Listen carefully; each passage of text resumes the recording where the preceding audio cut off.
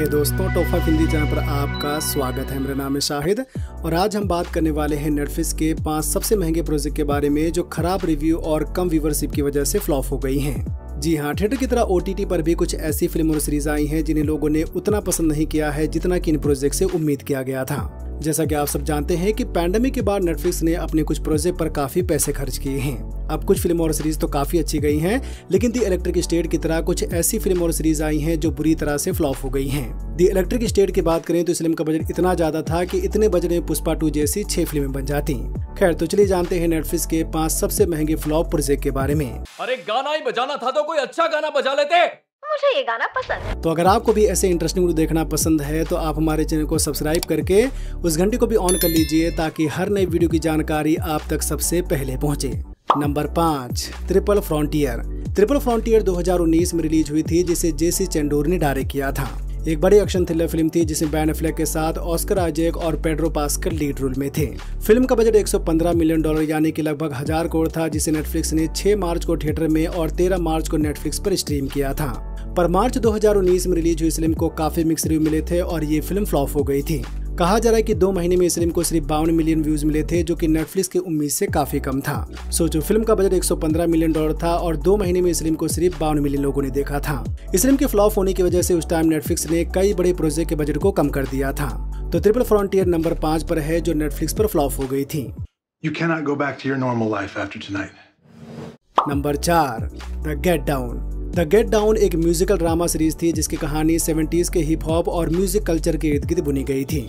काफी बड़ी सीरीज थी जिसके एक एपिसोड को $16 मिलियन यानी कि लगभग 140 करोड़ के बजट में बनाया गया था। टोटल 11 एपिसोड थे, यानी कि इसके पहले सीजन का बजट लगभग 1450 करोड़ था।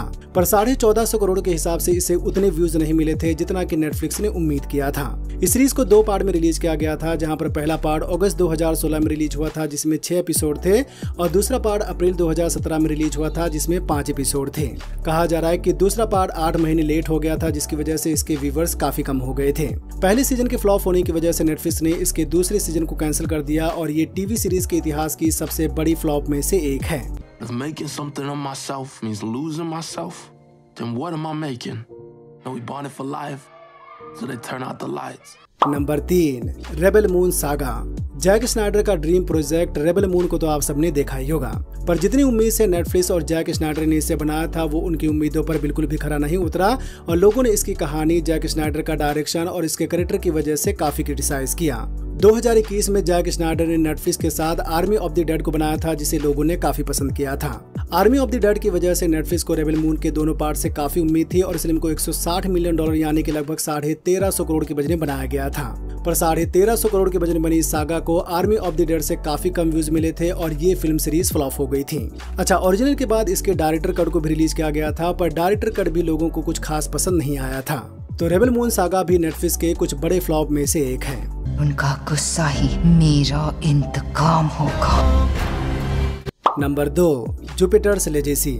जुपिटर्स लेजेसी भी नेटफ्लिक्स के सबसे बड़े फ्लॉप में से एक है, क्योंकि इस सीरीज को भी काफी कम व्यूज मिले थे।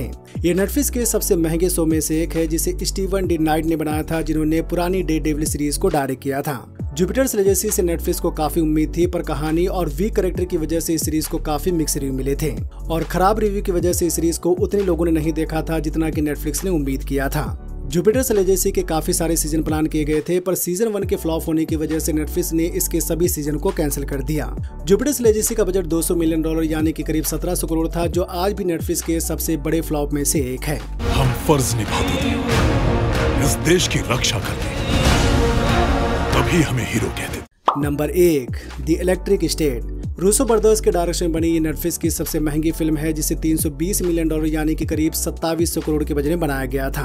पर 2700 करोड़ के बजट में बनी ये फिल्म बुरी तरह से फ्लॉप हो गई थी। रूसो ब्रदर्स ने इस फिल्म पर काफी पैसे खर्च किए थे, पर इसे उतने लोगों ने नहीं देखा जितना नेटफ्लिक्स ने उम्मीद किया था। तो भारी भरकम VFX और बड़े कलाकारों के बावजूद भी ये फिल्म अपनी कहानी की वजह से मार खा गई थी। लोगों को इस फिल्म से काफी उम्मीद थी, क्योंकि जहाँ इस फिल्म में मिली बॉबी ब्राउन और क्रिस पेट लीड रोल में थे, वहीं इस फिल्म को जाने माने डायरेक्टर रूसो ब्रदर्स ने डायरेक्ट किया था। द इलेक्ट्रिक स्टेट मार्च 2025 में रिलीज हुई थी। तो अब देखते हैं कि नेटफ्लिक्स द इलेक्ट्रिक स्टेट से महंगी फिल्म कब तक बनाता है। हमें यहाँ से बाहर निकालो। पकड़ो। रेफ्रिजरेटर कौन फेंका है तेरी तो। तो दोस्तों ये थी नेटफ्लिक्स की 5 सबसे महंगी फिल्म और सीरीज जो खराब रिव्यू और कम व्यूवरशिप की वजह से फ्लॉप हो गई हैं। आपने इन फिल्म और सीरीज में से किस फिल्म और सीरीज को देखा है और आपके हिसाब से नेटफ्लिक्स को इनमें से किस प्रोजेक्ट को नहीं बनाना चाहिए था, हमें कमेंट में जरूर बताएं। वीडियो को लाइक करें, अपने दोस्तों के साथ भी फेसबुक, व्हाट्सएप, ट्विटर पर जरूर शेयर करें और चैनल को सब्सक्राइब करना तो बिल्कुल ना भूलें। धन्यवाद।